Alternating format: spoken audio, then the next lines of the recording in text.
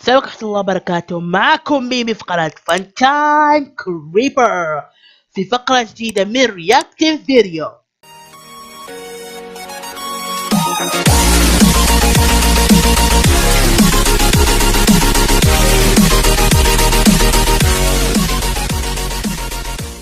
اوكي يا جماعة، جابت لكم حلقة جديدة من The Game Theory. الحلقات مو جديدة، حلقة قديمة طبعا عشان لي فترة ما تفرجتها.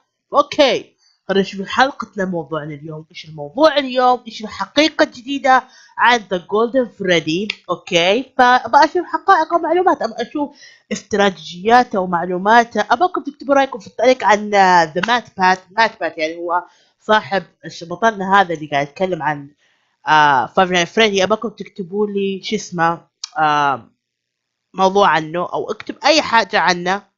فيلا خلينا نتابع الحين بحلقة جديدة وحلقة 20 من Five Nights at Freddy في Game Theory.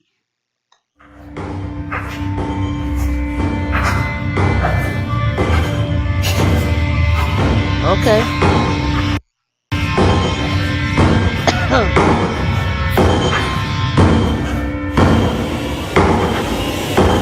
واو.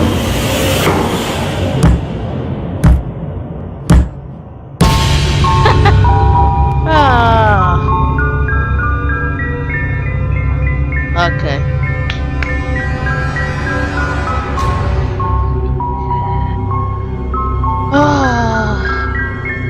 اوكي بام بام بام بام بام.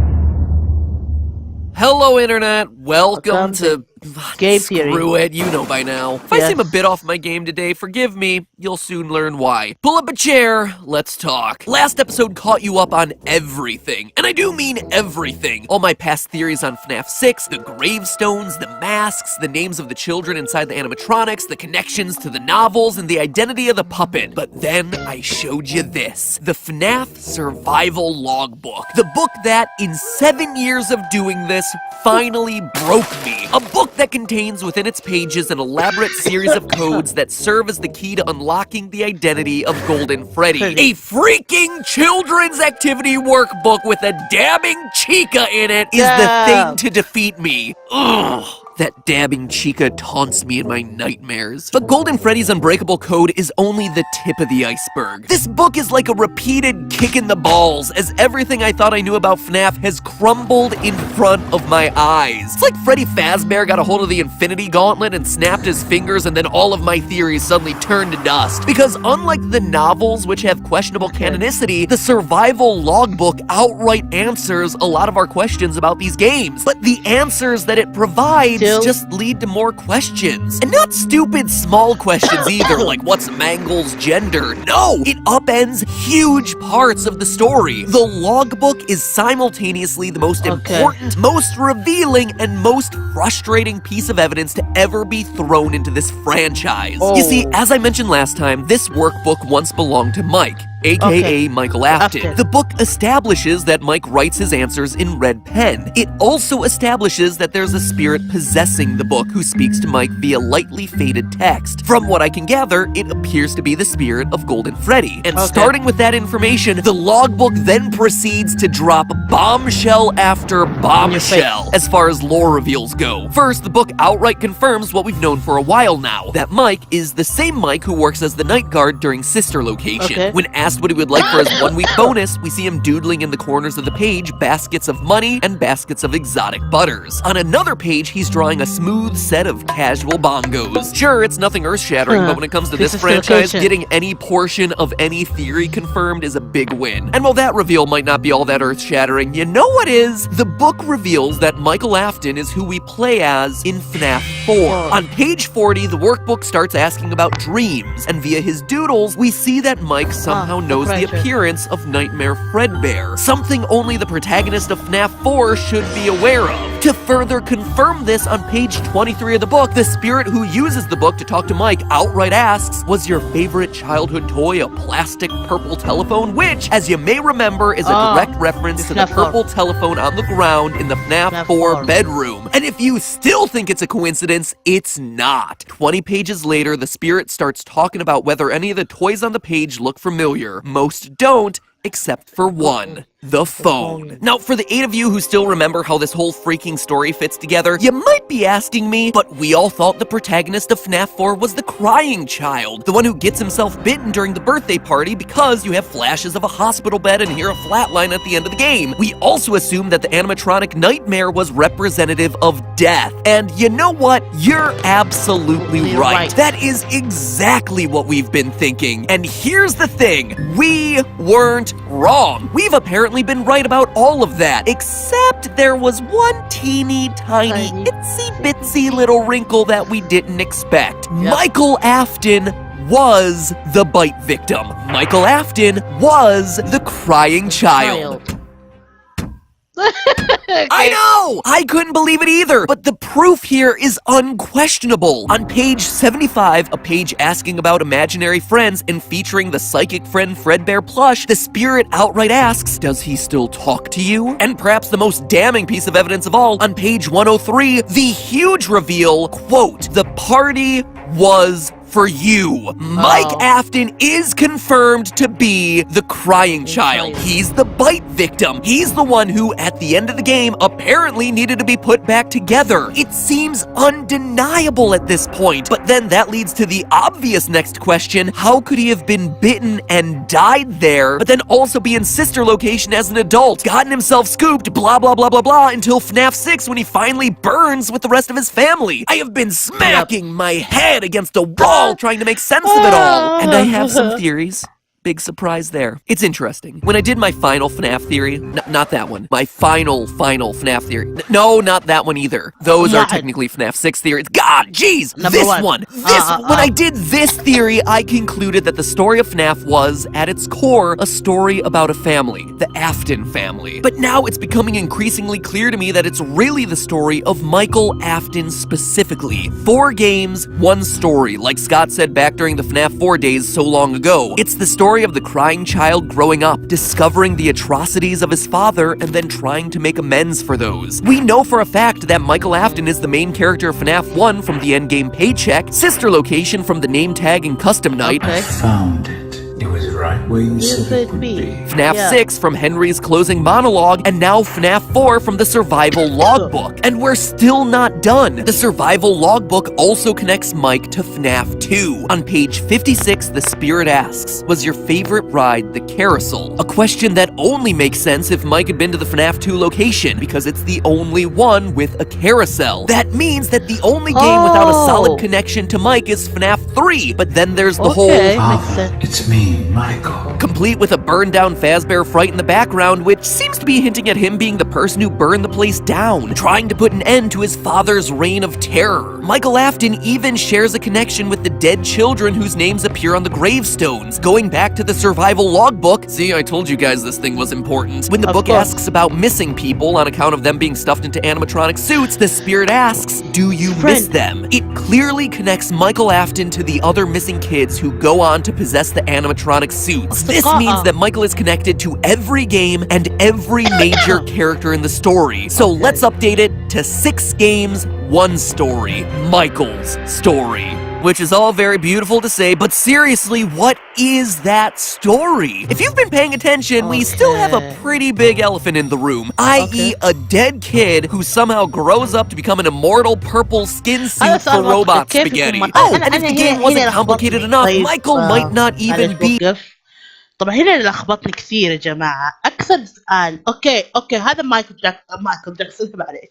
أقصد هذا مايكل the crying child. طيب how بنعرف إن the phone guy قال كلام منطقي إنه ما قال عن the Byre 83 قال إن the Byre 87 اللي تعرض the Byre 87 نجا من الموت لكن بإزالة جزء من دماغه. أوكي لكن هذا the Byre 83 مش the Byre 87 فال Byre 87 قد مات ولكن حاليا ما نعرف إيش السبب.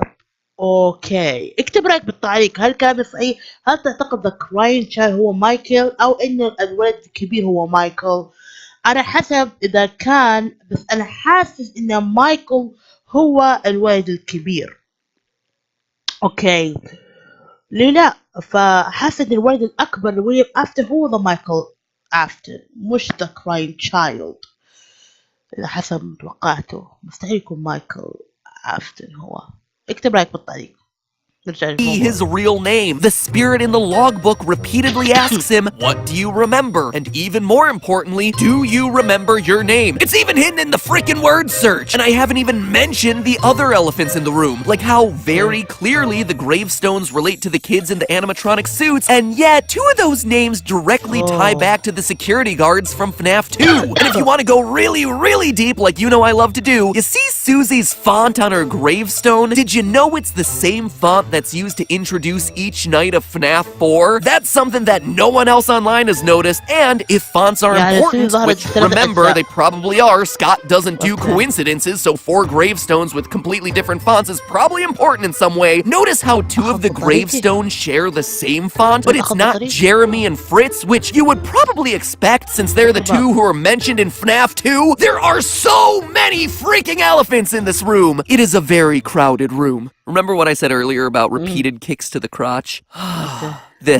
This is what I'm talking about. That said, after months of thinking about this and more kicks to the crotch than I care to mention, I think I do have an idea of what might be going on here. And it all begins in probably the most confusing place of all. Midnight Motorist from FNAF 6. When I first spoke about this minigame, I said that the mustard man here was William Afton. But I could tell that a lot of you weren't too convinced in my conclusion. And I'll be honest, I wasn't 100% sure of it either, but it was the best I could do at the time. But now, I am 100% confident that that is who we're seeing here. You see, FNAF 6 is simultaneously the end of the story as well as the beginning. It's the end because, well, everyone burns to death. And it's the beginning because it's the origin story of the puppet. And as we know, everything begins with the puppet. She's the one that allows all the other animatronics to become possessed, as we see in FNAF 2, which makes the security puppet minigame pretty much the earliest event we ever see in any of these games. And we also know that it's William who killed Charlotte in that back alley. This is the origin story of the purple guy, complete with his purple car that we saw in FNAF 2 after all. But here's the detail I was missing before. If you brighten up the final screen of the security puppet minigame, you'll see tire tracks left by the purple car driving away from his crime. This leads directly to the events of Midnight Motorist, which happens immediately after his murder. Here's how we know this for sure. Not only are you driving a purple car, and not only is it raining in both of the minigames, so they're connected on both those fronts, but get this. Reddit user GB Aura found that this section of the game in the source files is titled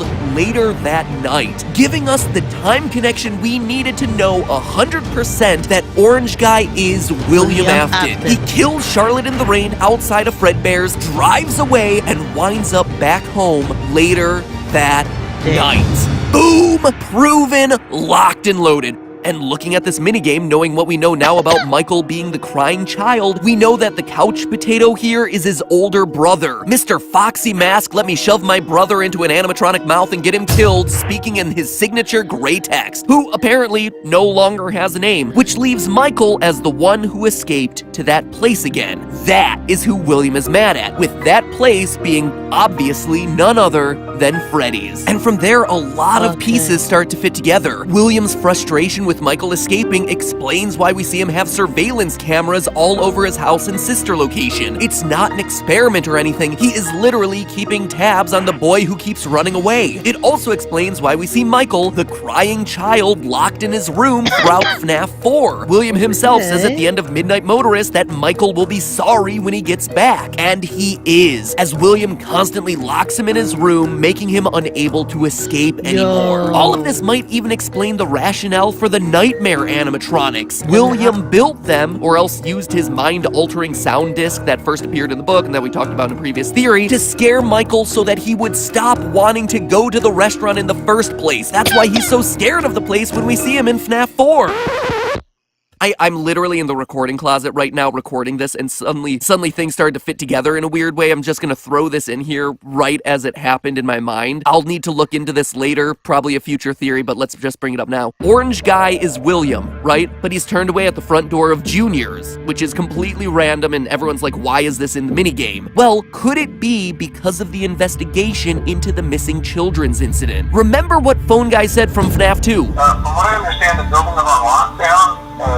no one is allowed in or out, you know, especially concerning any previous employees. Afton is rejected at the front door of the building because of the lockdown, and because he's a previous employee. It makes the timeline a bit messy, and I'll have to go back and rework it, but something about this feels right. William Afton was fired from his job, goes back to juniors, but the building is under investigation because of the missing children's incident. William, being a former employee, is turned away at the door. He's not allowed in. It's not a bar, it's nothing like that. It's Freddy Fazbear's Jr. or something, the second location, the FNAF 2 location. Anyway, I just wanted to throw that in there because it just occurred to me as I was writing this thing. I haven't had time to fully flesh it out or work it into the script, but I thought it was important enough to include, break the flow of things. Regardless, it gives us something else to chew on. Now back to the actual episode as I wrote it. Okay, I continue to avoid the obvious question here. Michael's death and apparent rebirth. If I'm being honest, it's because I don't really have a fully fleshed out explanation for it. It's less of a theory and more of a hypothesis, really. So would you be so kind as to Freddy Fazbear with me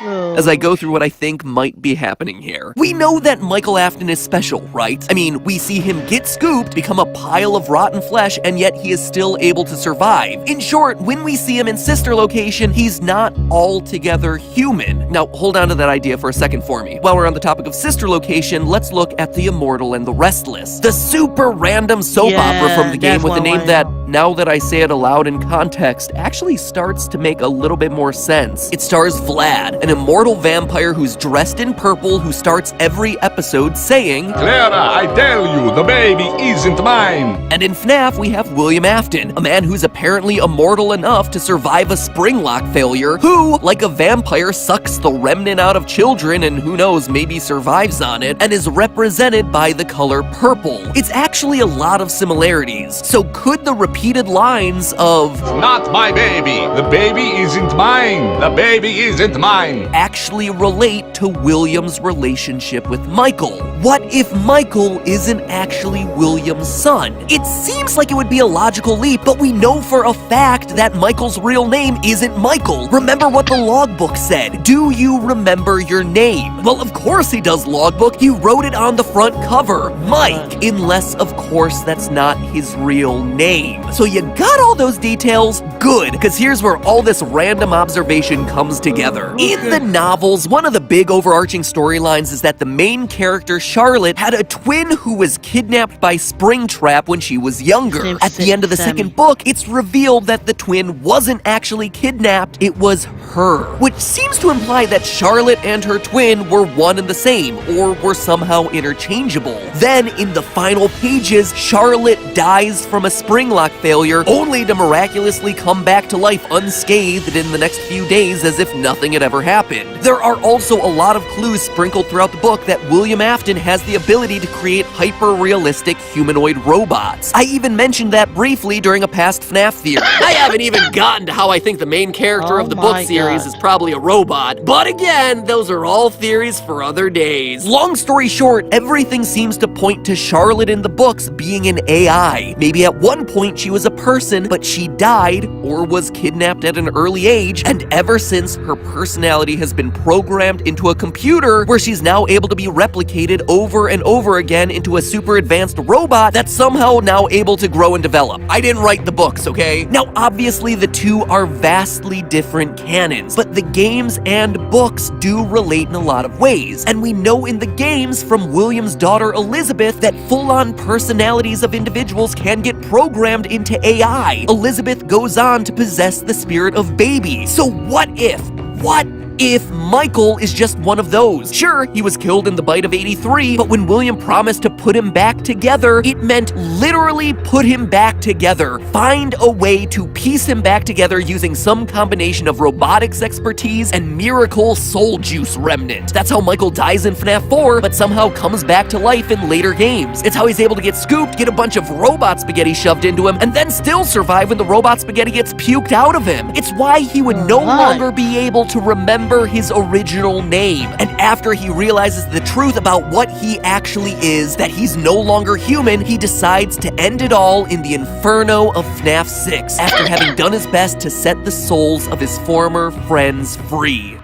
Whew boy, that is a lot. And between all these reveals and last week's code, there is a ton for us theorists to start chewing on. But now you get an idea of why I've been beating myself up for months trying to put this whole thing together. It upends mostly everything that we thought we knew about the franchise. Sure, it answers some of our questions like Midnight Motorist and a bit more about FNAF 4, but it opens the door to a lot of new avenues to explore. Anyway, the final book in the FNAF trilogy, The Fourth Closet, is coming out soon. I know a bunch of it leaked online already, but I'm trying to stay blind to it so as not to spoil anything in my theories. And even more exciting, Scott is releasing Ultimate Custom Night soon, so between those two, I am certain that there'll be more clues on the way helping us to come to a final conclusion to all of this. They put you back together, then take you apart all over again. So until then, remember, it's all just a theory. A game theory. With some game hypothesis thrown in there for good measure. Thanks for watching. By the way, if you like the... معلش اوكي. اوه واو اوكي. واو يا جماعة، الحلقة اليوم كانت حلقة رائعة جدا، كانت حلقة رهيبة جدا. اوكي، استراتيجيات عن انه the crying child انه هو مايكل، بس انا اعتقد ان هذا غير صحيح. اكتب رايك بالتعليق، انت هل هو الصحيح ام خاطئ؟ اوكي، نعرف انك كاتب بس مستحيل يكون the crying child يكون مايكل. اكتب رايك في التعليق. اوكي يا جماعة، زي ما دائما اقول يا جماعة، اذا عجبكم الفيديو لا تنسى الاشتراك والتعليق وتفعيل جرس التنبيه. كانت معكم بيبي في قناة فان تايم كريبر بفقرة رياكتنج فيديو. بيبي.